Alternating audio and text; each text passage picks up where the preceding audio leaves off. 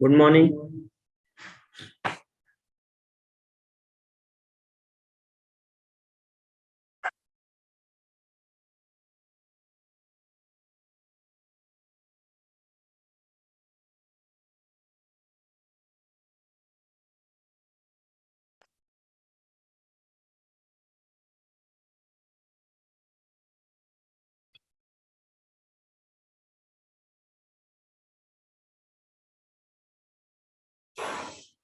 तो previous class में students हम लोगों ने कॉन्स्टिट्यूशनल फ्रेमवर्क के बारे में बात किया था, संवैधानिक ढांचा, जिसमें मेन पॉइंट हमारा चल रहा था हिस्टोरिकल बैकग्राउंड।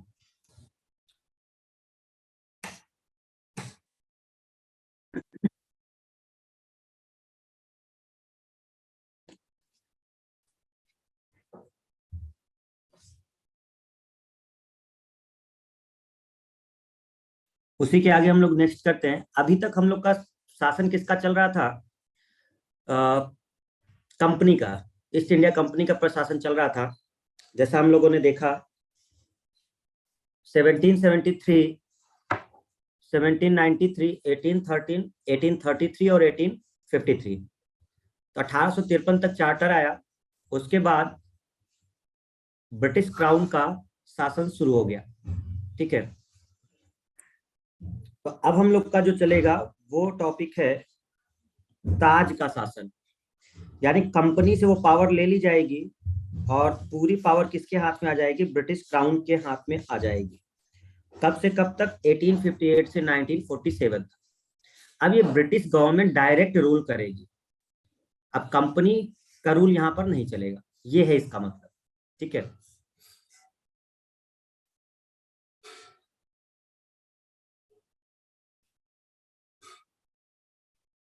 अब जरा समझो इसको कि क्या चीज है। तो जब भी हम लोग ब्रिटिश क्राउन का बोलेंगे,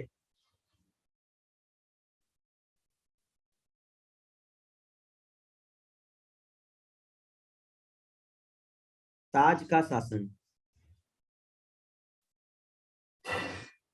1858 टू 1947। अब इसको चलाने के लिए ये लोग कुछ रूल्स लाएंगे।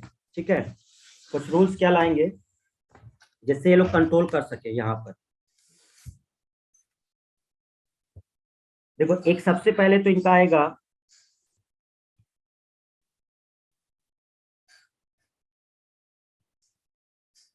Government of India act 1858।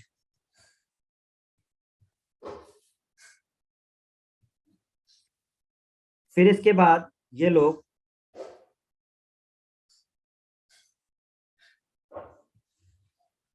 Indian council act,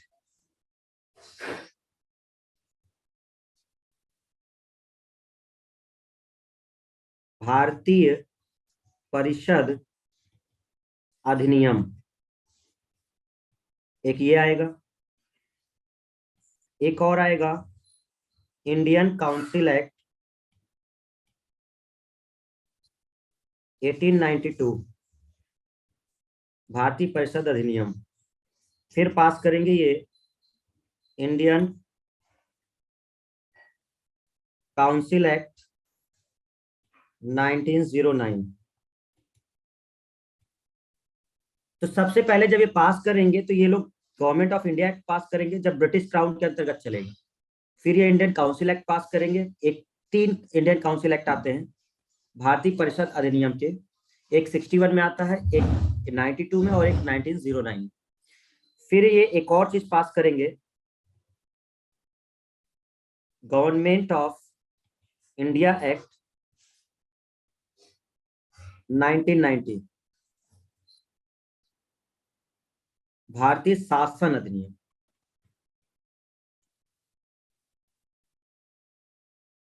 शासन अधिनियम।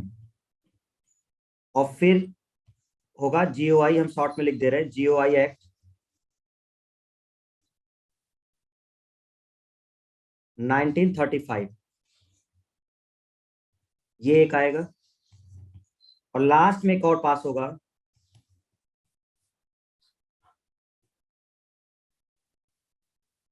इंडियन इंडिपेंडेंस 1947, भारतीय स्वतंत्रता अधिनियम।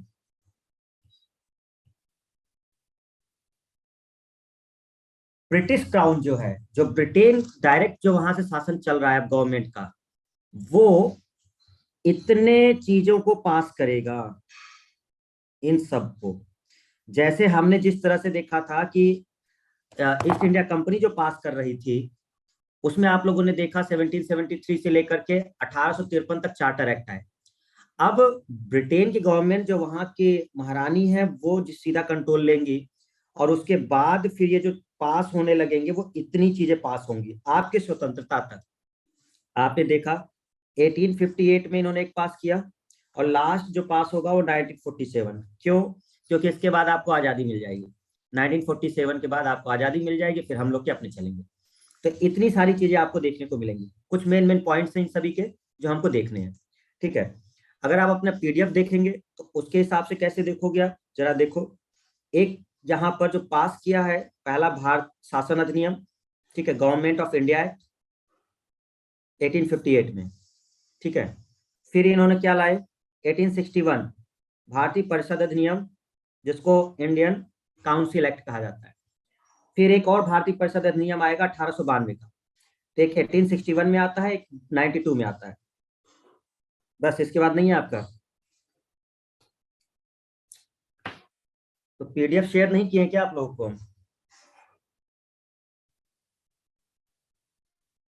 पीडीएफ तो शायद शेयर किया है ना,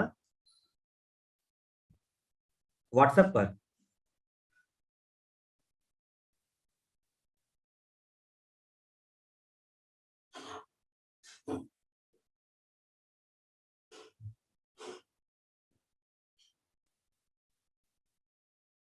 बस इतना ही था। नहीं भाई, 4 पेज शायद शेयर किए थे हमने।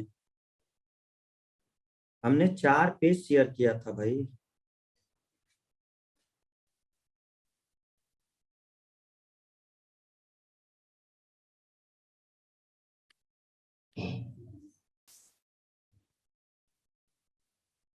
ये भी था, अच्छा दो, एक ये वाला शेयर हुआ था और एक और शेयर हुआ था, है ना।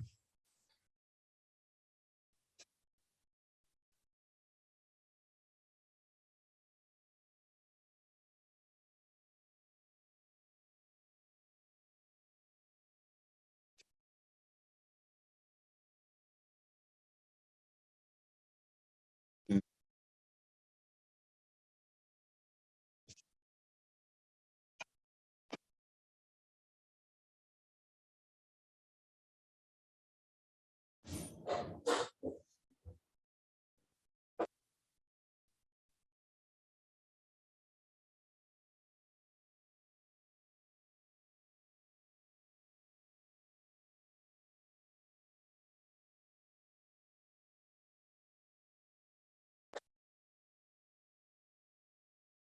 वही फाइल है आपकी। एक 2 मिनट बस रुको, केवल शेयर कर।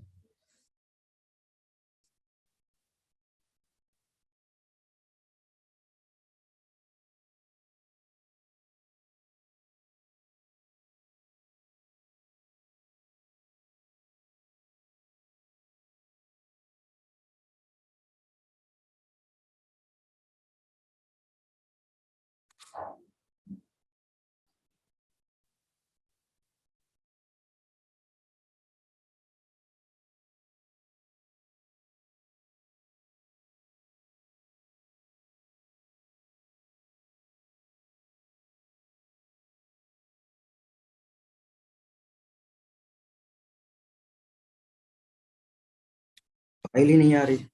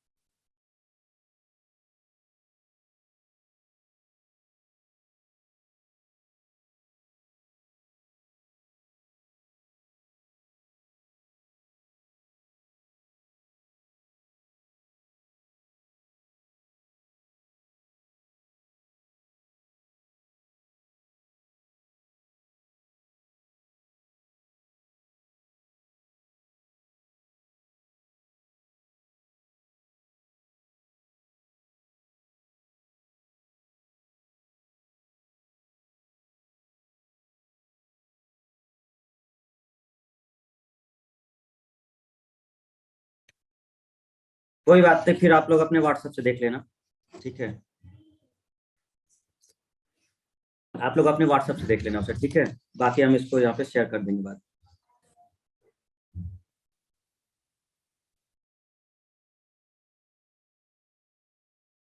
तो व्हाट्सएप पे शेयर है, वहां से देख लीजिएगा, बाद में फिर हम इसको कनेक्ट कर देंगे।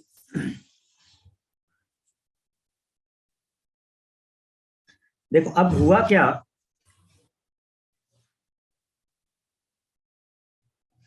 कि इतने सारे एक्ट पास कर दिए गए।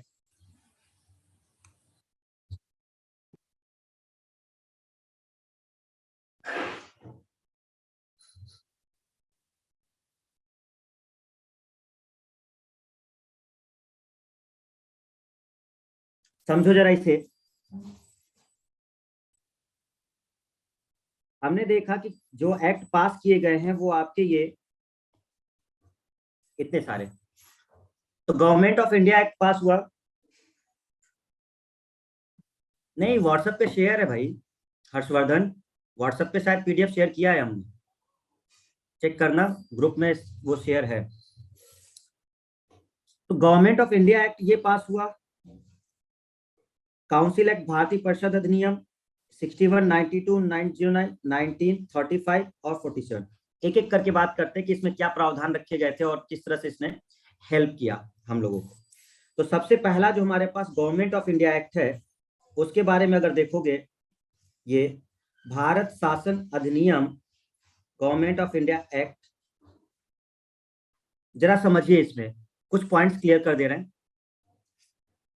1857 की क्रांति हुई, इसके पहले क्या हो गया है, 1857 की क्रांति हो गई है।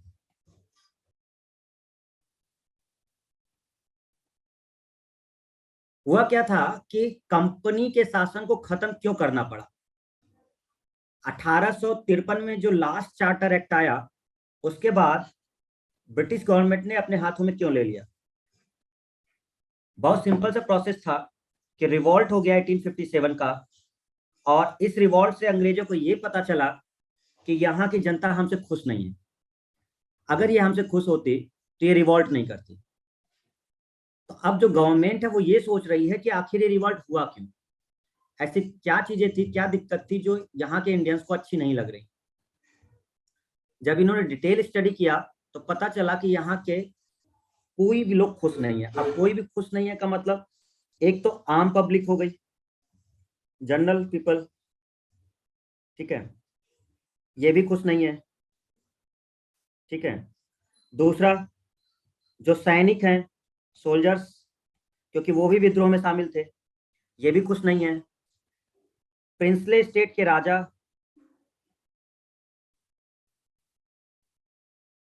जो राजा लोग हैं, वो भी खुश नहीं है।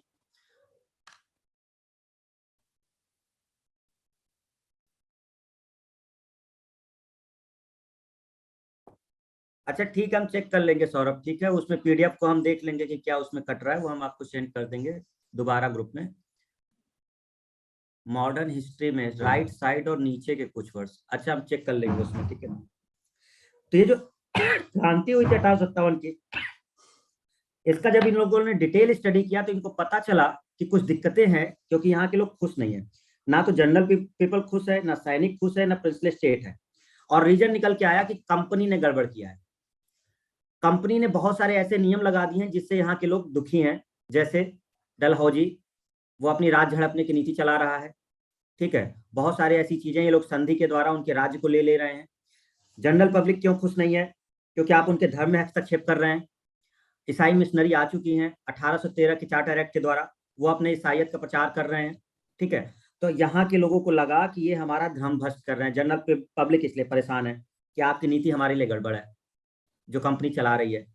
सैनिक, आप पता ही चला रिवोल्ट हो गया था, मंगल पांडे, वो जो सुअर की चर्बी वगैरह का केस आया था, तो सैनिक भी खुश नहीं थे। प्रिंसले स्टेट के राजा, ये इसलिए दुखी थे क्योंकि इनके राज को हड़प लिया जा रहा था। तो कंपनी के शासन से कोई भी खुश नहीं था, सबकी अपनी अपनी प्रॉब्लम थी। तो जब ये सब स्टडी किया गया तो गवर्नमेंट ने, ब्रिटिश गवर्नमेंट ने सोचा कि यार अगर हम कंपनी को अगर आप रूल करने देते हैं तो दिक्कतें अब बढ़ जाएंगी, हो सकता है कि रिवॉल्ट फिर होगा और ब्रिटिश गवर्नमेंट परेशान हो जाएगी। इन्होंने कहा ऐसा करते हैं, अब कंपनी के शासन को समाप्त करते हैं और सीधे सारी पावर हम अपने हाथ में ले रहे हैं। इस वजह से आया आपका कौन सा act? Government of India act. तो इन लोगों ने कहा कि हम आपके लिए ला रहे हैं ये एक्ट, यहाँ की जनता के लिए ला रहे हैं, और ये समझाने की कोशिश कर रहे हैं कि ये गुड गवर्नेंस के लिए आ रहा है। ये सब से तुम लोग परिचित हो गए होंगे। बताओ, गुड गवर्नेंस परिचित हुए? सुने हो सब? अरे हाँ ना, कुछ तो बताओ। हाँ, तो जब भी कुछ होता है तो अंग्रेज कह क्या रहे हैं? अब देखो ऐसा है, कंपनी बहुत गड़बड़ कर रही है, प्रशासन हम अपने हाथ में लेते हैं और हम आपको देंगे गुड गवर्नेंस। तो यहाँ की जनता सोच रही तो मतलब इसके पहले बैड गवर्नेंस था, मतलब इसका मतलब हम लोग बैड शासन में जी रहे थे, अब आप लोग हमको गुड गवर्नेंस देंगे। वाह, बहुत बढ़िया, ठीक है। तो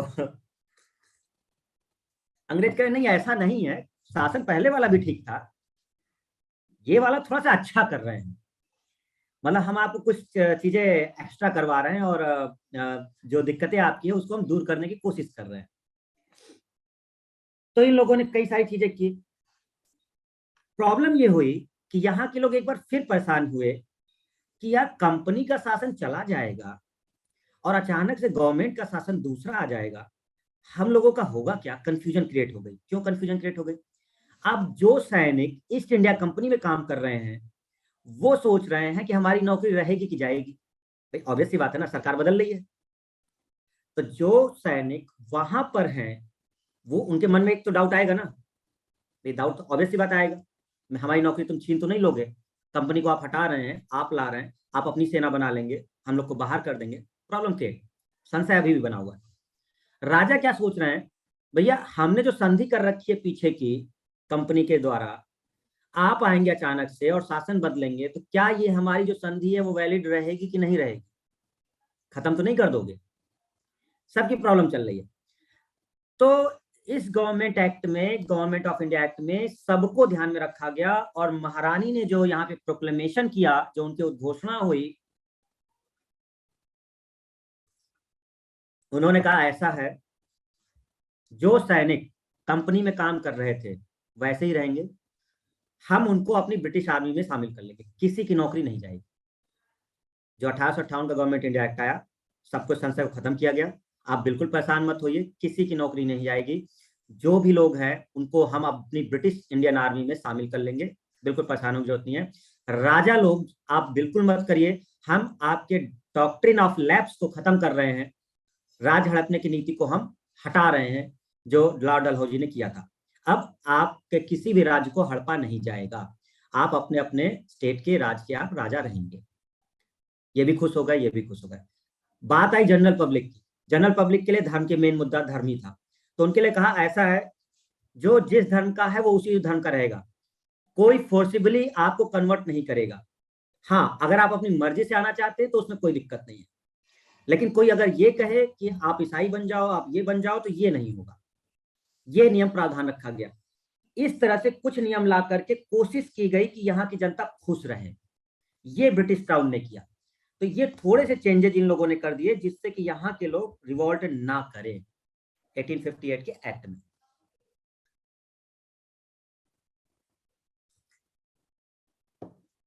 सरकार रहेगी या सरकार बदलेगी, इसमें भी संशय है। तुम तो संशय रखोगे ही देवेंद्र, तुम्हारे पास तो बहुत संशय है, ठीक है। तो क्या हमारी बात क्लियर हुई? 1858 का गवर्नमेंट ऑफ इंडिया एक्ट, बात समझ में आई सबको? एवरीवन, एक बहुत सिंपल वे में हमने आपको क्लियर करने की कोशिश की है कि 1858 का जो गवर्नमेंट ऑफ इंडिया एक्ट आया था, वो गवर्नमेंट ऑफ इंडिया क्यों बोला जा रहा है? क्योंकि हम एक ऐसी सरकार आपको दे रहे हैं, अब हम आपको एक गवर्नमेंट दे रहे हैं जो एक उत्तरदायी सरकार होगी, आपके लिए वो काम करेगी। आपको बिल्कुल परेशान होने की जरूरत नहीं है, हम आपको एक अपनी प्रजा की तरह मानेंगे और आपको हम पूरी सहूलियत देंगे जैसे आप रहना चाहते हैं। इसी को ये लोग कह रहे हैं, अंग्रेज लोग, गुड गवर्नेंस। हम आपको एक अच्छा शासन देने की कोशिश कर रहे हैं, तो आप लोग कृपया रिवोल्ट ना करें और हमारा साथ दें, ठीक है। ये चीजें की जा रही है। और आपको पता होगा कि ये चीज कब हुई। अब दिक्कत क्या थी ना, कि सबको समझाना बड़ा टफ था। अब इतनी बड़ी जनता है, अब समझाओगे कैसे? एक एक आदमी के पास तो नहीं जाओगे आप। देखो गवर्नमेंट ऑफ इंडिया एक्ट ये है, समझाना पड़ेगा आपको। ये वही होता है कि केंद्र से कोई चीज लागू हुई, अगर आप उसको सही तरीके से समझा नहीं पा रहे, नई चीजें हो पा रही, तो लास्ट तक वो पहुंचेगा नहीं। कोई मेथड आपको होना चाहिए कि जो क्लियर कर सके उसे, वही उस समय भी चल रहा है। तो इन्होंने एक बड़ा दरबार सजाया इलाहाबाद में, बहुत बड़ा दरबार लगाया गया इस एक्ट को समझाने के लिए। जो गवर्नमेंट ऑफ इंडिया का एक्ट था, इसको समझाने के लिए एक बहुत बड़ा दरबार लगाया गया इलाहाबाद में। तो इलाहाबाद दरबार बोलते, सबको बुलाया गया, जमींदारों को, बड़े बड़े जमींदार, राजा, और जो मेन मेन अधिकारी थे, इन सबको पूरे को उस दरबार में इकट्ठा किया गया। और लॉर्ड कैनिंग ने महारानी विक्टोरिया का उद्घोषणा पत्र पढ़ा, प्रोक्लेमेशन ऑफ क्वींस विक्टोरिया जिसको कहा जाता है। वही वो उद्घोषणा है जिसमें ये सब चीजें बताई जा रही है कि अब क्या होने वाला है भारत में। आप लोग समझ लीजिए कि मतलब अब सरकार बदल रही है, और हमारी जो विक्टोरिया रानी है वो अब भारत की साम्राज्ञी बोली जाएंगी, एम्प्रेस ऑफ इंडिया। मतलब अब वो है मेन, कंपनी अब नहीं है कुछ, अब उनके हाथ, वो छत्र छाया, वो माँ की तरह हो गई, आप बच्चे हैं उनके। सब समझा रहा है लॉर्ड कैनिंग, वो आपको बच्चों की तरह संभालेंगी, परेशान बिल्कुल मत होइए, सारा ध्यान रखेंगी वो। ठीक है, तो ये लॉर्ड कैनिंग इलाहाबाद दरबार में समझा रहा है सभी को कि ये चीजें हो रही हैं। ठीक है, तो इस तरह की चीजें कुछ चली। आई होप कि क्लियर हो गया होगा। जरा आप अपना पॉइंट देख लीजिए। अब देखिए हुआ क्या, ये तो वो बातें हुई जो हमने आपको समझाई कि 1858 में क्या मेन पॉइंट।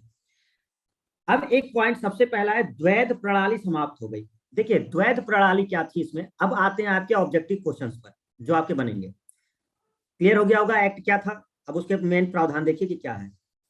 द्वैध प्रणाली समाप्त होने का, ये सब प्रोक्लेमेशन चल रहा है, लॉर्ड कैनिंग उद्घोषणा कर रहा है सब। देखिए क्या क्या है इसमें, गवर्नमेंट ऑफ इंडिया एक्ट में समझा रहा है सबको, राजा लोग बैठे हुए हैं, जमींदार बैठे हुए हैं, सबको बता रहा है देखिए क्या क्या हम करने वाले हैं। द्वैध प्रणाली समाप्त हो रही है का मतलब हुआ कि आपने थोड़ी देर पहले देखा था, एक कोर्ट ऑफ डायरेक्टर है और एक बोर्ड ऑफ कंट्रोल है, दोनों है। कोर्ट ऑफ डायरेक्टर कैसे बना था, 1773 के एक्ट से बना था। बोर्ड ऑफ कंट्रोल कब बना था, 1784 पिट्स इंडिया एक्ट में। जो बोर्ड ऑफ कंट्रोल था वो पॉलिटिकल मामले देखता था, जो कोर्ट ऑफ डायरेक्टर्स थे वो व्यापारिक मामले देख रहा था। दोनों खत्म कर दिए गए। द्वैध शासन का मतलब दोनों बोर्ड का कंप्लीट डिस्ट्रॉय, आपका अब कोई काम नहीं है, क्योंकि आप कंपनी की तरफ से थे लोग। अब क्योंकि हम सीधे ब्रिटिश क्राउन ले रहे हैं, तो अब ये दोनों चीजें नहीं चलेंगी। तो द्वैध प्रणाली समाप्त होने का मतलब कि बोर्ड ऑफ कंट्रोल खत्म हो गया, और दूसरा कोर्ट ऑफ डायरेक्टर खत्म हो गए, दोनों खत्म हो गए, बीओडी और सीओडी। क्लियर। तो ये जो बीओडी है, वो बीओडी भी खत्म हो गया और सीओडी भी खत्म हो गया, दोनों खत्म हो गए। तो बोर्ड ऑफ कंट्रोल को खत्म किया गया और सीओडी को खत्म किया गया। इसको जैसे ही आपने खत्म किया, तो हमने कहा कि हमने द्वैध प्रणाली समाप्त कर दी। अब बात आई कि भैया जब द्वैध प्रणाली समाप्त कर दोगे तो यहाँ पे देखेगा कौन, भाई क्वेश्चन अराइज होगा ना। अभी तक तो ये लोग मैनेज कर रहे थे, अब कौन करेगा मैनेज। तो कहते हैं रुको बताते हैं। एक नया पद आ गया, एक नया गठन हुआ अब यहाँ। वो नया पद कौन सा आया, that is called secretary of state for India. Secretary of state for India. हम दोनों बोर्ड को खत्म कर रहे हैं और एक नया पद सृजित कर रहे हैं, एक नया पद बनाने वाले हैं। वो कहलाएगा secretary of state for India. इसको बोलते हैं भारत के राज्य सचिव, हिंदी में कहेंगे भारत के राज्य सचिव। क्लियर। इसकी सहायता के लिए होगा 15 सदस्यीय परिषद जो इसको सहायता करेगा। ठीक है, अब पॉइंट हमारी बात समझिए जरा ध्यान से सभी स्टूडेंट्स। क्या समझेंगे आप लोग, तो उसको जरा क्लियर करिए। जैसे ही 1857 की क्रांति हुई, तो इसका मतलब गवर्नमेंट ऑफ इंडिया एक्ट आ गया 1858। सबसे पहले इन्होंने क्या किया, द्वैध शासन खत्म। और द्वैध शासन समाप्त होने का मतलब बीओडी खत्म हो गया और सीओडी खत्म हो गया।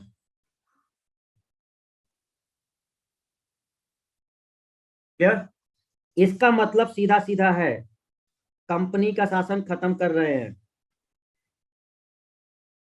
कंपनी का शासन समाप्त, अब कंपनी नहीं देखेगी। इसका सीधा मतलब ये है, हम द्वैध शासन को समाप्त कर रहे हैं, आपके डुअल सिस्टम को, ठीक है, डुअल सिस्टम को हम खत्म कर रहे हैं, ठीक है। और ये जो बोर्ड बने थे, इन दोनों का कोई काम नहीं रह गया, क्योंकि हम कंपनी के शासन को ही समाप्त कर, कंपनी का शासन समाप्त, बात आई क्या करेंगे आप? तो इन्होंने कहा एक नया पद बना रहे हैं, नए पद का गठन कर रहे हैं। कौन सा नया पद? Secretary of state for India, Bharat के राज्य सचिव। अब हम एक नया पद ला रहे हैं, भारत के राज्य सचिव का। 15 members to help।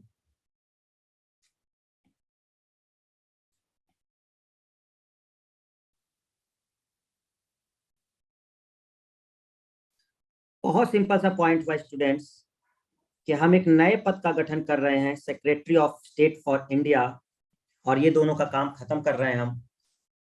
Clear? Okay, आगे बढ़े। चलिए अब समझिए जरा, ये पद जैसे ही खत्म हुआ, एक 15 मेंबर की एडमिनिस्ट्रेटिव बॉडी बना दी गई, हेल्प करेगी जो secretary of state of India की। चलिए पहला कौन था, तो आपको बता दें कि जो फर्स्ट बना है secretary of state of India, वो है लॉर्ड स्टैनले।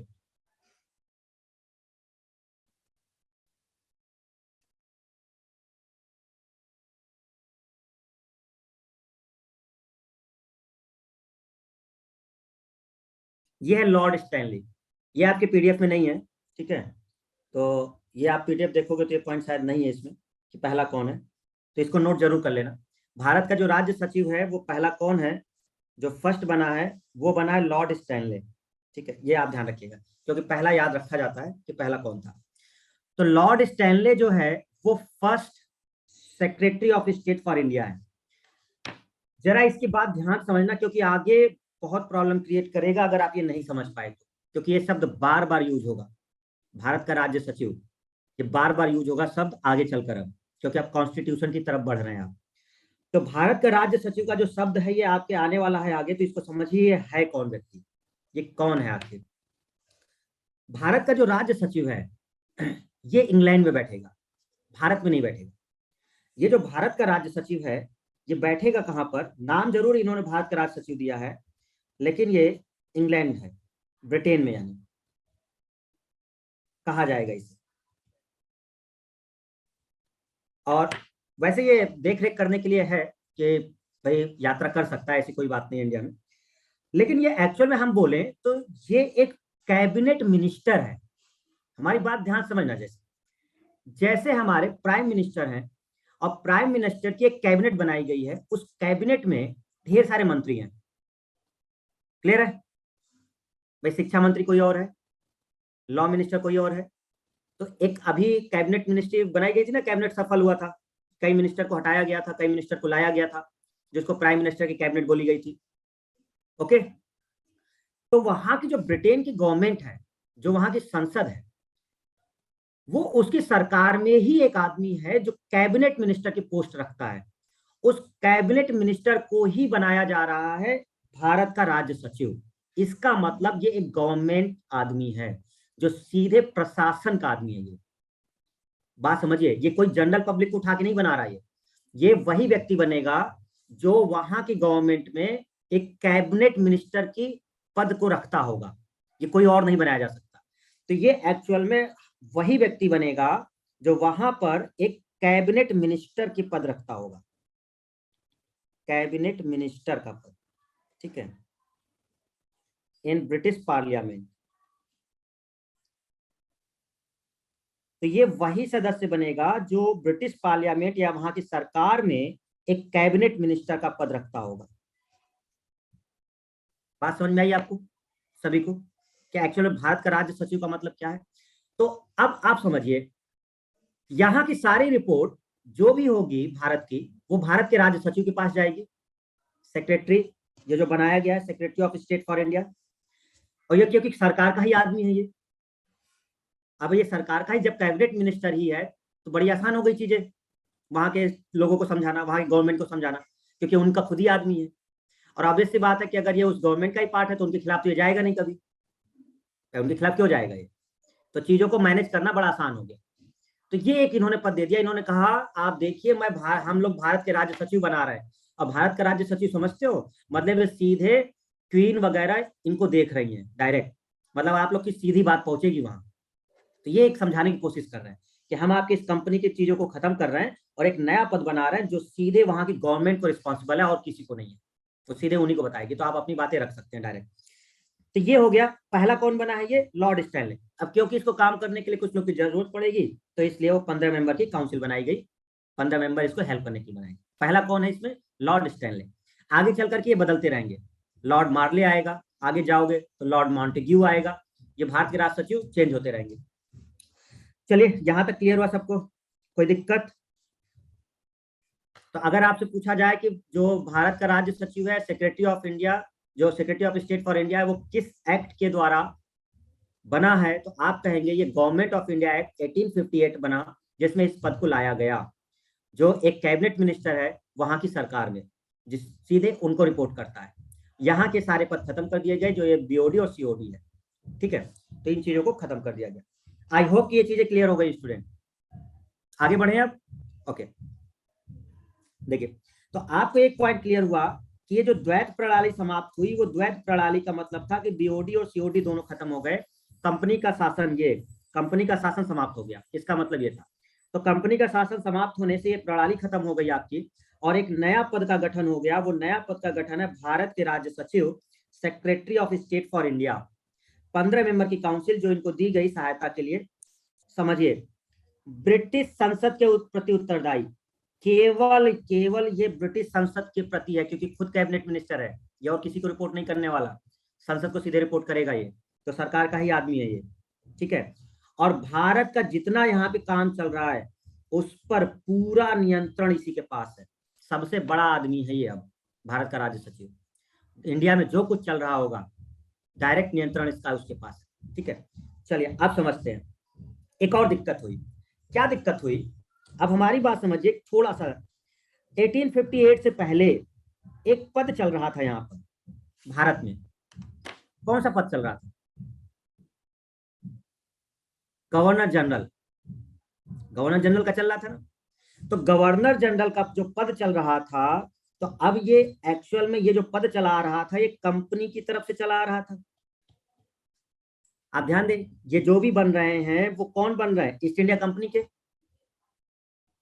समझ में आ रही है बात हमारी। पहले बंगाल का गवर्नर बना था, बंगाल का गवर्नर जनरल दिया गया नाम। ये लोग कौन थे, ईस्ट इंडिया कंपनी।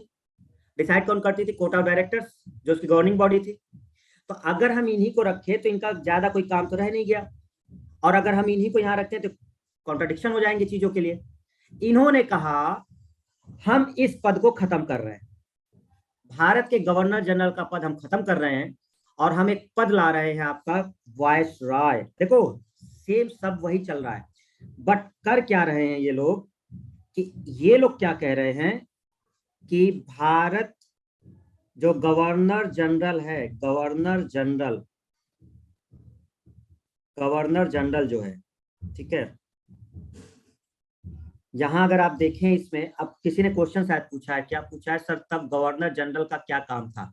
हाँ वही समझा रहे हैं, गवर्नर जनरल का काम क्या था। देखो, गवर्नर जनरल ऑफ इंडिया अगर हम ये रखते हैं तो इसका मतलब ये रिप्रेजेंटेटिव किसका है, कंपनी का है, क्योंकि किसका रिप्रेजेंटेटिव, कंपनी। और आप कंपनी के शासन को वैसे ही समाप्त कर चुके हैं, तो हम इस पद को अब नहीं रख सकते। इन्होंने कहा अब हम गवर्नर जनरल ऑफ इंडिया नहीं बोलेंगे, हम क्या करेंगे, हम इसको कहेंगे वायस रॉय।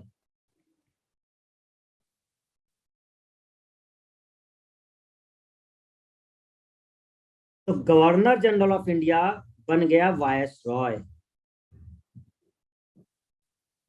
देखिए ये शब्द समझिए, वायसराय क्यों यूज किया है? वायसराय शब्द पहले से क्यों नहीं यूज हुआ? किसी को पता है आंसर? ये चाहते तो वायसराय शब्द शुरुआत से यूज कर लेते। जब बंगाल का गवर्नर यूज किया था, इन्होंने बंगाल का गवर्नर जनरल यूज किया था, तब ये वायसराय शब्द उसी समय यूज कर लेते। नहीं किया इन लोगों ने। ये 1858 के बाद ही क्यों वायसराय का शब्द यूज हुआ? वायसराय टर्म इसलिए यूज होता था क्योंकि जो ब्रिटिश गवर्नमेंट का कोई आदमी जो होता था, क्राउन को जो रिपोर्ट करता था, डायरेक्ट क्राउन का पार्ट होता था, जो वहां की संसद का जो पार्ट हुआ करता था, उसके लिए वायसराय शब्द यूज होता था। और क्योंकि ब्रिटिश गवर्नमेंट का शासन नहीं था 1858 से पहले, कंपनी रूल कर रही थी, इसलिए वायसराय शब्द नहीं लाया गया। जैसे ही ब्रिटिश गवर्नमेंट ने अपने हाथ में लिया है प्रशासन, अब ये गवर्नर जनरल का नाम नहीं दे रहे, ये वायसराय दे रहे हैं। क्यों? इसको समझते ही लॉर्ड कैनिंग समझा रहा है वायसराय मतलब, आप समझ रहे वायसराय का मतलब? राजा करे नहीं भाई, वायसराय का मतलब है ये सीधे गवर्नमेंट का आदमी है, ब्रिटिश कंपनी नहीं, सीधे गवर्नमेंट, मतलब ये उसको रिपोर्ट कर रहा है डायरेक्ट। तो समझा रहा है कि आपका प्रशासन अच्छे हाथों में जा रहा है। तो ये चीजें चल रही थी। तो जैसे ही उनके हाथ में आया तो गवर्नर जनरल ऑफ इंडिया और वायसराय ये पद दे दिया गया। तो यहां से शुरू होता है वायसराय का पद डायरेक्ट। क्लियर है? तो एक आदमी जो भारत में बैठेगा वो होगा वायसराय। अब कहानी कुछ इस तरह बनती है कि वायसराय जो है वो रिपोर्ट करेगा किसको? वायसराय रिपोर्ट करेगा भारत के राज्य सचिव को,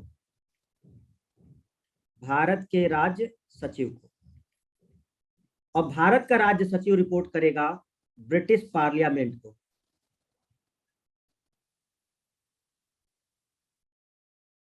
कहानी क्लियर हुई? भारत में जो व्यक्ति बैठेगा, क्योंकि भारत का राज्य सचिव भारत में नहीं है ना भाई, भारत का राज्य सचिव भारत में नहीं है। भारत का राज्य सचिव कहां पर है? बोलो।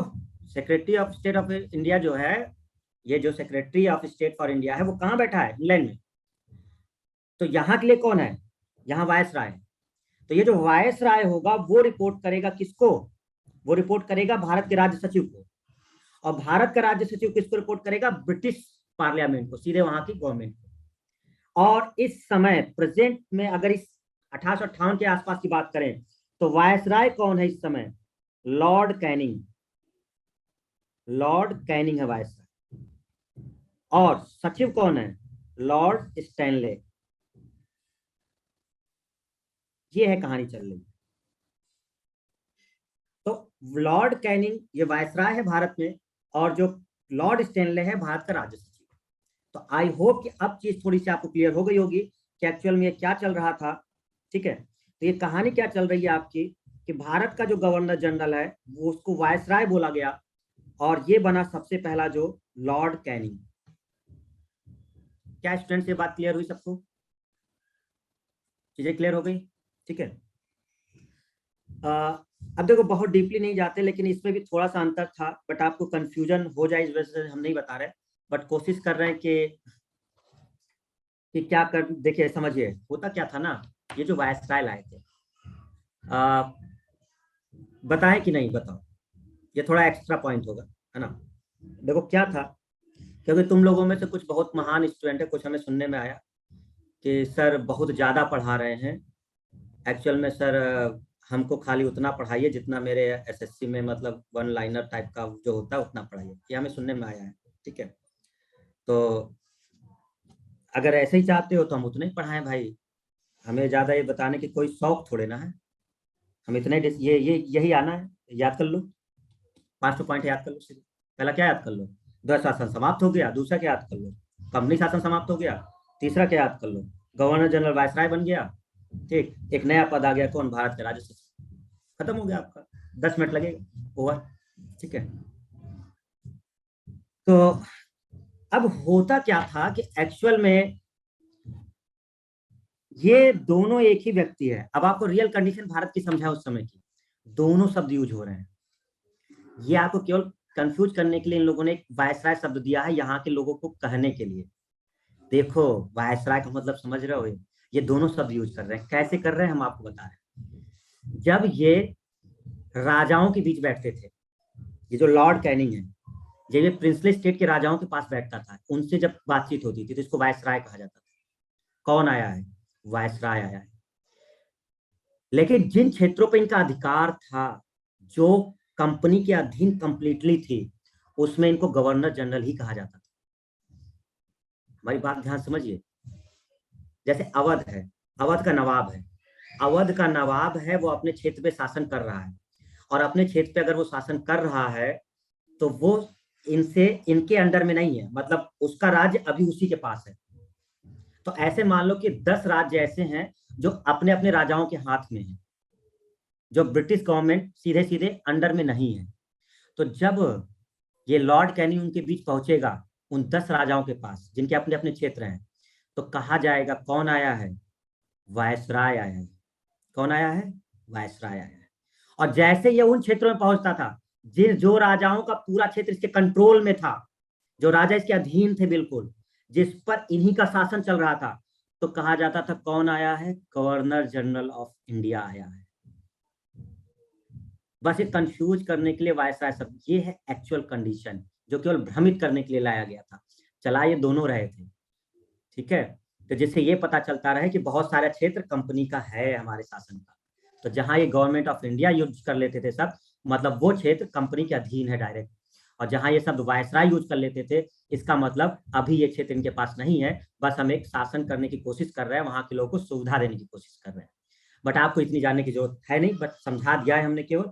आपको बस इतना ध्यान रखना है कि एक्चुअल में इस समय हुआ क्या था। तो वो जो पद था गवर्नर जनरल ऑफ इंडिया, उसको एक टर्म दे दिया गया था वायसराय।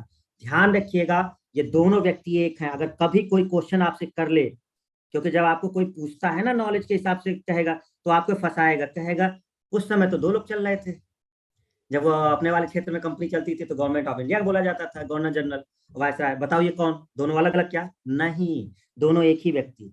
ये दोनों एक ही व्यक्ति हैं, बस शब्द का खेल है। जैसे एग्जांपल समझो, सेशन कोर्ट है, सेशन कोर्ट में एक जज बैठेगा, और सेशन कोर्ट में जब जज बैठेगा, जैसे डिस्ट्रिक्ट कोर्ट है, तो डिस्ट्रिक्ट कोर्ट में जब वो जज बैठता है, तो जब वो सिविल मामले सुनता है जनरल पब्लिक के, तो जनरल पब्लिक के जब वो मामले सुनता है, तो जब वो सिग्नेचर करता है, क्लियर है, तो वो एक डिस्ट्रिक्ट जज के तहत ही करता है, वो एक सिविल जज की तरह वही व्यक्ति है, साइन वही करेगा। लेकिन जब वो क्रिमिनल केस सुनता है, वही जज जब क्रिमिनल केस सुनता है, तो वो साइन एज अ डिस्ट्रिक्ट जज नहीं करता, सेशन जज की तरह साइन करता है। व्यक्ति एक ही है, डिपेंड करता है क्या चल रहा है। तो डिस्ट्रिक्ट जज ही वो है, लेकिन जब वो सिविल मामले सुनता है तो उसके जो सिग्नेचर होते हैं वो एक दूसरे तरीके से किए जाते हैं। जब वो क्रिमिनल मामले सुनता है तो वो एक सेशन जज की तरह साइन करता है। व्यक्ति एक ही है, यही शासन है, वो यही जो कंपनी ला रही है उस समय। जब हम अपने खुद के क्षेत्र में जाएंगे, जो हमारे ही कंट्रोल में है, तो हम कहेंगे उसे गवर्नर जनरल ऑफ इंडिया। और जो राजा लोग हैं, जो थोड़े स्वतंत्र टाइप के हैं, जो केवल हमारे हेल्प से चल रहे हैं, वो होंगे वायसराय। ये एक्चुअल कंडीशन है जो आज भी हमें देखने को मिलती है, ठीक है। इसलिए चीजें जरूरी होती है, बट आप इतने डीपली नहीं जाएंगे। आप लोग को इतना समझिए कि 1858 के गवर्नमेंट ऑफ इंडिया एक्ट में गवर्नर जनरल ऑफ इंडिया जो था, उसको एक नया पद दे दिया गया, उसको एक नया नाम दे दिया गया। वो क्या बोला गया? वायसराय बोला गया। तो आप समझेंगे कि वायसराय का शब्द कब इंट्रोड्यूस किया गया। Clear students, everyone? तो पहला पॉइंट हमने देखा 1858 में क्या हुआ? वैध शासन समाप्त हुआ, ठीक है ना। वैध शासन समाप्त हुआ, कंपनी रूल खत्म हो गया, board of control, COD, court of directors दोनों खत्म कर दिए गए। क्लियर? तो ये सारी मामले खत्म हुई। अब शासन कौन करेगा? तो एक नया पद लाया गया। वो नया पद कौन सा लाया गया? Secretary of state for India, Bharat का राज्य सचिव। कहाँ बैठेगा? इंग्लैंड में। और ये कौन होगा? एक कैबिनेट मिनिस्टर होगा वहां का, जो किसके प्रति रिस्पॉन्सिबल होगा? ब्रिटिश पार्लियामेंट के प्रति रिस्पॉन्सिबल होगा केवल। फिर भारत में कौन काम देखेगा? तो उनके द्वारा नियुक्त एक वायसराय होगा जो ये काम देखेगा। आपको पता होगा last governor general of India Canning ही है, सॉरी, हाँ, ये जो है governor general of India lord Canning, और उसी को क्या बना दिया गया था? वायसराय बना। तो व्यक्ति वही था, उसी के पद को बस बदल दिया गया है, गवर्नर जनरल ऑफ इंडिया को ही वायसराय बोला गया। तो जो भारत में अब बैठेगा उसको गवर्नर जनरल न करके गवर्नमेंट ब्रिटिश क्राउन ने उसको क्या नाम दिया? ब्रिटिश क्राउन ने उसको वायसराय कहा। ओके एवरीवन, ये छोटी छोटी बातें जो 1858 के एक्ट में आई, और ये लोग कह रहे हैं कि हम आपको गुड गवर्नेंस दे रहे हैं। बस इतनी सी बात चल रही है, खत्म हो गया पॉइंट सारा। आगे आते हैं।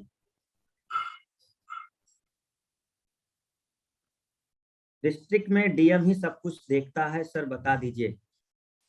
डीएम सब कुछ का मतलब इसको जो चीजें इसके अधिकार में होंगी वो देखेगा। अरे आपको हमने सीधा बताया ना, जब सुप्रीम कोर्ट बना और जब एग्जीक्यूटिव काउंसिल बनी गवर्नर जनरल की, तो मतभेद चल रहे थे ना, तो राइट्स उनके डिसाइड किए गए ना, उनके अधिकार। सुप्रीम कोर्ट आप हस्तक्षेप मत करिए, आपके जो अधिकार है आप करिए, गवर्नर जनरल के जो काम है वो करें। ऑब्वियस सी बात है। तो डीएम के कुछ लिमिटेशंस होंगी, कुछ उसके क्षेत्र होंगे कि आप एक्चुअल न्यायिक प्रक्रिया में आप हेल्प मत करिए, न्यायिक प्रक्रिया के लिए हमने कोर्ट बना रखा है।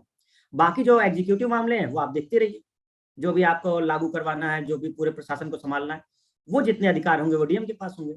न्याय से रिलेटेड अधिकार डीएम के पास थोड़े ना होंगे, न्याय से रिलेटेड जो भी होंगे वो आपको कोर्ट देखेगी, ठीक है ना। अब ये थोड़े ना कि कुछ हो गया तो अब डीएम के पास पहुंच गया, चलो हमें माफी दे दो, 10 साल की सजा कम करवा दो, तो डीएम थोड़ा कर पाएगा, है ना। तो ये चीजें आप समझिएगा इसमें, ठीक है देवेंद्र। चलो आगे बढ़ते हैं इसमें। अब आते हैं हम लोग अपने दूसरे उस पे। दूसरा क्या हमारे पास आया, सेकेंड हमने जब देखा स्टूडेंट, तो एक पहला कंप्लीट आपका हो गया, कौन सा point, government of India act 1858 complete हुआ, जिसके तहत अब आता है इंडियन काउंसिल एक्ट, भारतीय परिषद अधिनियम। समझिए ये क्या है। एक सबसे बड़ी दिक्कत ये थी जब ये एक्ट आया, गवर्नमेंट ऑफ इंडिया एक्ट, तो यहाँ के लोग क्या कह रहे हैं, भाई तुम लोग हमारा तो ध्यान ही नहीं दे रहे हो, तुम एक्ट तो खूब पास कर रहे हो, लेकिन यहाँ के आदमी तो सिलेक्ट ही नहीं हो रहे। भाई कुछ करो ना, कि भारत के लोग भी तो शामिल हो। आप परिषद बना दे रहे हो, हेल्प करने के लिए बना दे रहे हो, सब अंग्रेजी रखे जा रहे हैं, तो समझेगा कौन हमारी प्रॉब्लम। कुछ तो ऐसा करो कि जो आप काउंसिल बना रहे हैं उसमें कुछ मेंबर तो रखिए हमारे इंडिया के, जिससे वो चीजों को समझ सके। असल प्रॉब्लम ये हम सब, अब दिल्ली का कोई व्यक्ति है, अब गांव में कोई मतलब है गांव का व्यक्ति, तो अब दिल्ली वाला व्यक्ति जाकर के अचानक से गांव की कंडीशन नहीं समझ सकता ना, कि उनकी क्या प्रॉब्लम चल रही है। दिल्ली में बैठे बैठे समझ जाएगा जो गांव की कंडीशन क्या चल रही है। वहां का कोई लोकल रिप्रेजेंटेटिव होगा जो आपके गांव का होगा, वो ना बताएगा असल सिचुएशन कि गांव में क्या प्रॉब्लम चल रही है। तो यही समझाने की कोशिश कर रहे हैं ये लोग कि सब कुछ ठीक चल रहा है, ब्रिटिश क्राउन ठीक कर रही है, लेकिन लोकल रिप्रेजेंटेशन हमें चाहिए, जो यहाँ का हो, वो इसमें शामिल हो और वो हमारी प्रॉब्लम को देख सके। तो कुछ ऐसा करिए जिससे यहाँ लोगों को थोड़ी सी तवज्जो मिले। इसलिए जब भारतीय परिषद अधिनियम बना, काउंसिल एक्ट, तो अब इस काउंसिल में, ये जो काउंसिल बनेंगी, अब इसमें लोकल रिप्रेजेंटेशन की शुरुआत हो जाएगी।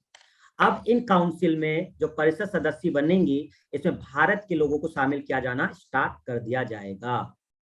अभी तक इन परिषदों में देखा होगा आपने, इंडियंस को नहीं रखा जा रहा था, ज्यादातर अंग्रेजी रखे जा रहे थे। लेकिन जैसे ही ये तीनों एक्ट बनेंगे, Indian council act 1861, Indian council act 1892, Indian council act 1909, तो 61 में ही यहाँ के लोकल रिप्रेजेंटेशन की शुरुआत हो जाएगी। हमारी बात समझ में आई? काउंसिल एक्ट का मतलब क्या क्लियर हुआ? अभी जो भारतीय परिषद अधिनियम आने वाला है, अब यहाँ पर लोकल लोगों को रिप्रेजेंटेशन मिलने वाली है। जैसे आप वो 15 सदस्य बना दिए थे, 4 सदस्य बना दिए थे, सब अंग्रेज रख दिए थे, अब आप जो भी रखेंगे इसमें कुछ सदस्य भारत के होंगे। ठीक है, देखते हैं जो पहला आया। तो पहला जो हमारे पास आया था वो क्या था, तो फर्स्ट जो हमारे पास आया वो था भारतीय परिषद अधिनियम 1861। तो भारतीय परिषद अधिनियम 1861 में जरा पॉइंट पढ़िएगा, बिल्कुल सिंपल सा, भारतीय प्रतिनिधियों को शामिल करने की शुरुआत हो गई। जो बात हम अभी कर रहे थे, भैया हम शामिल तो करना ही पड़ेगा। उन्होंने कहा वेरी गुड, चलो हम स्टार्ट करते हैं। उन्होंने स्टार्ट कर दिया। कानून बनाने की जो भी प्रक्रिया होंगी, अगर हम भारत के लिए कोई भी कानून बनाएंगे, अगर हम भारत के लिए कोई भी कानून बनाएंगे, तो इसके लिए हम आपकी राय जरूर लेंगे। भारत के लिए अगर हम कोई कानून बनाने वाले हैं, तो यहाँ के कुछ लोगों को हम शामिल कर रहे हैं जो हमें हेल्प करेंगे, यहाँ की सिचुएशन बताएंगे कि ये कानून अच्छा है या खराब है। कितने लोग को शामिल किया गया? शुरुआत में 3 लोगों को शामिल किया। अब ध्यान समझिए वो कौन 3 लोग थे। 1862 में इस एक्ट के द्वारा 1862 में 3 लोगों को शामिल कर लिया गया। बनारस के राजा, उस समय जो भी बनारस के राजा थे उनको एक लोकल रिप्रेजेंटेटिव की तरह शामिल कर लिया गया। पटियाला के महाराजा, इनको शामिल कर लिया गया। और एक और व्यक्ति है सर दिनकर राव। तो सबसे पहले ये 3 लोकल रिप्रेजेंटेटिव काउंसिल में हो गए। जो गवर्नमेंट काउंसिल है, जो वायसराय को सपोर्ट कर रही है, वायसराय की हेल्प कर रही है, उसमें इन लोगों को शामिल किया जाना शुरू कर दिया गया। और सबसे पहले इन 3 लोगों को शामिल कर लिया गया 1861 के भारतीय परिषद अधिनियम के तहत। कौन कौन? बनारस के राजा, पटियाला के राजा और सर दिनकर राव। ध्यान रखिएगा इस पॉइंट को कि लोकल रिप्रेजेंटेशन की शुरुआत कब हुई। लोकल रिप्रेजेंटेशन की शुरुआत परिषद के अंदर 1861 के भारतीय परिषद अधिनियम के द्वारा शुरू हो गई। शुरू हुआ है, अप्लाई होगा ना होगा वो अलग बात है। वे दे दिए हैं काम के, हाँ ठीक है आओ। मत देने का अधिकार इनको नहीं है, वोट नहीं दे सकते लोग, ये केवल सुझाव दे सकते हैं। वोट करने का अधिकार इनको नहीं है कि अगर कोई कानून बन रहा है तो ये वोट कर सके, नहीं, आपके केवल सुझाव माना जाएगा बस। ठीक है, हम उसमें विचार करेंगे। ठीक है, जैसे कि अभी संसद में कुछ भी होता है, जैसे लोकसभा में, तो लोकसभा में अगर कोई कानून या बिल पास होता है तो उसके ऊपर वोटिंग की जाती है, वोटिंग होती है सांसदों के द्वारा, मेंबर ऑफ पार्लियामेंट जो भी होते हैं। तो उसमें जिनकी मेजोरिटी होती है, अगर मेजोरिटी निकल गई तो पास हो जाएगा, नहीं हुई तो ऑब्वियस सी बात है, जो गवर्नमेंट होती है तो उसके सांसद ज्यादा होते हैं, मेजोरिटी होती है, बिल पास ही हो जाता है। ठीक है, अगर विपक्ष आपका बहुत स्ट्रांग नहीं है तो बिल पास ही हो जाएगा, ऑब्वियस बात, क्योंकि उनके वोट ज्यादा हो जाएंगे, वोट ज्यादा हो जाएंगे, कानून बना दिया जाएगा। तो ये चीज होता है, तो इनको वोट देने का अधिकार नहीं है। हाँ, आप सुझाव दे सकते हैं, आपका सुझाव माना जाएगा और अगर जरूरत पड़ी तो हम उसको लागू करेंगे। लेकिन लोकल रिप्रेजेंटेशन की शुरुआत हो गई, ध्यान रखिएगा। तो ये एक सबसे बड़ा पॉइंट था भारतीय परिषद अधिनियम 1861 का। दूसरा सबसे बड़ा पॉइंट, जरा स्टूडेंट इस वाले पॉइंट को पढ़िए। मद्रास और बंबई की विधायी शक्तियां पुनः प्राप्त हो गई। लेजिस्लेटिव पावर, लेजिस्लेटिव पावर, आपको पता है ना कि ये पावर खत्म कर दी गई थी। बताओ कब खत्म की गई थी, राफिया बताओ कब खत्म की गई थी? मद्रास और बंबई की जो पावर थी वो कब खत्म की गई थी?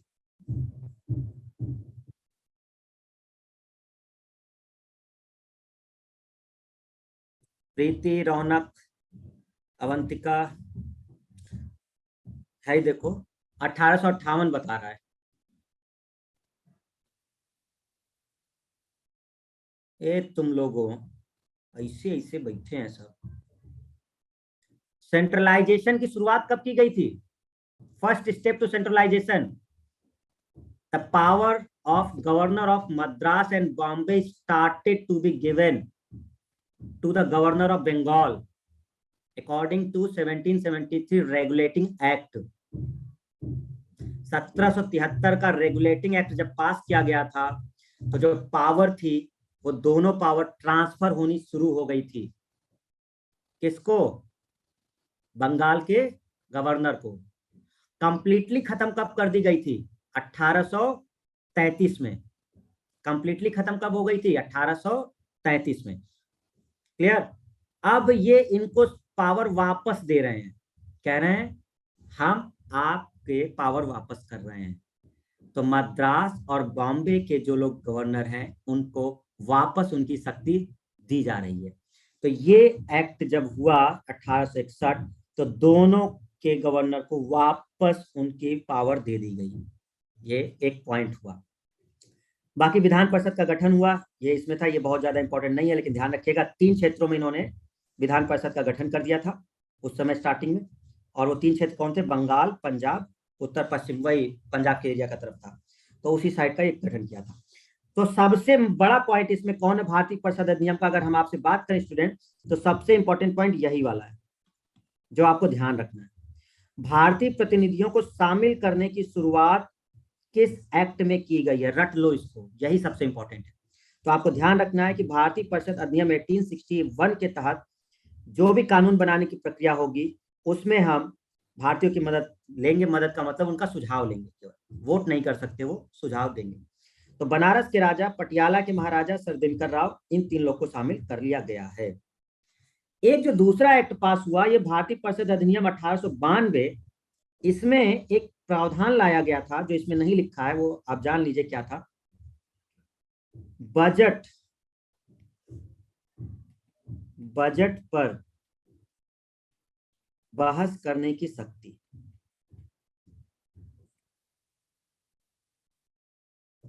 ये क्वेश्चन बनता है, ये क्वेश्चन ऐसे बनता है कि कौन सा ऐसा एक्ट पास किया गया था जिस पर बजट पर बहस करने की शक्ति दी गई थी। मतलब अब आप क्वेश्चन कर सकते हैं। इसको कैसे समझोगे? आज की डेट में अगर बताओ कोई बजट पास होता है, जिस दिन बजट पास होगा उसी दिन टीवी डिबेट शुरू हो जाएगी होगी कि नहीं होगी? बजट अभी पास हुआ नहीं, उससे पहले 2 दिन पहले शुरू हो जाएगा।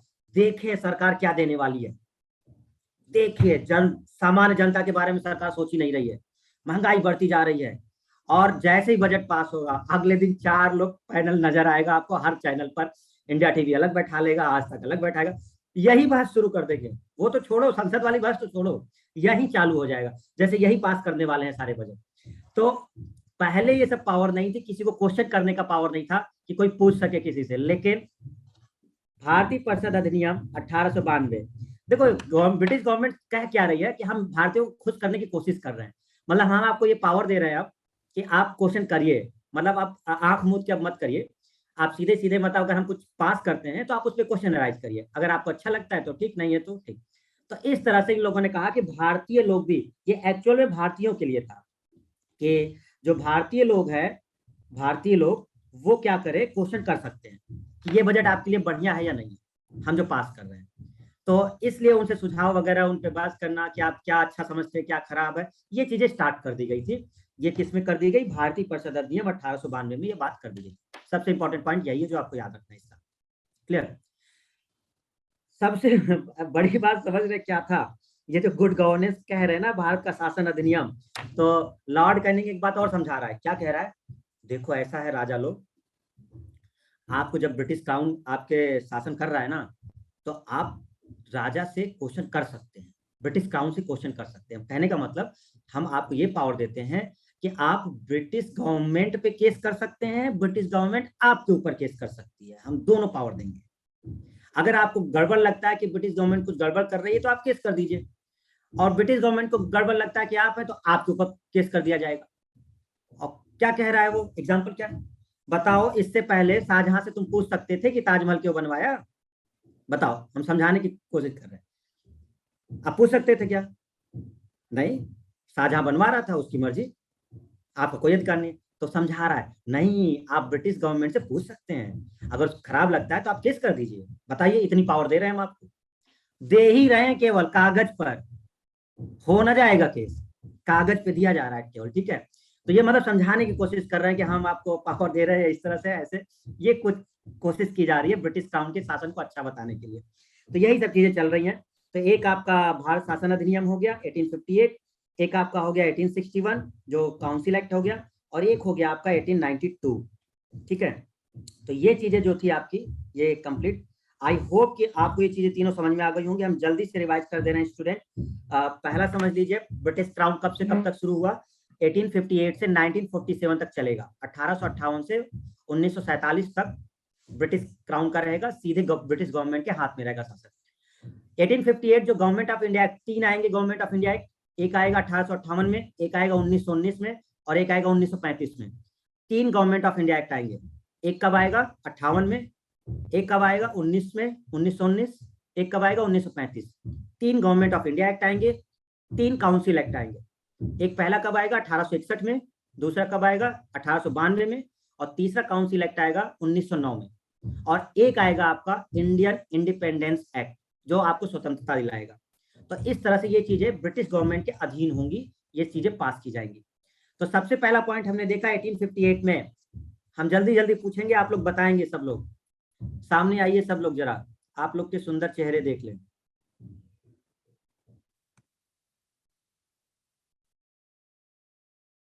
अब पीछे का रिवाइज करते रहना स्टूडेंट, है ना? हाँ देखो, सुंदर सुंदर चेहरे सामने आ गए, वाह, एकदम बेहतरीन।